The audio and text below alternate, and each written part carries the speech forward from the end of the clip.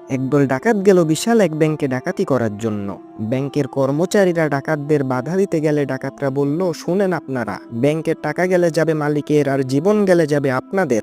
এখন আপনারাই বলেন কি করবেন। ডাকাতদের এরকম কথা শুনে ব্যাংকের সকল কর্মচারীরা ডাকাতদের কিছু না বলে তারা চুপচাপ বসে রইল। আর এদিকে ডাকাতরা তাদের ইচ্ছে মতো ব্যাংক থেকে টাকা পয়সা নিয়ে চলে গেল তাদের আস্তানায়। এবং ডাকাতদের একজন বলছে, চলো ভাইয়েরা, কত টাকা লুট করেছি আমরা একটু গুনে দেখি।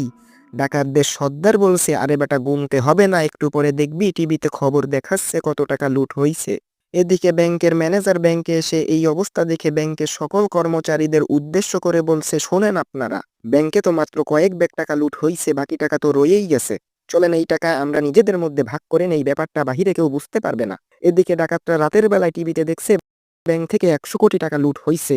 ডাকাতরা তাদের টাকা গুনে দেখে মাত্র ২ কোটি টাকা নিয়ে এসেছে, বাকি টাকা গেল কই?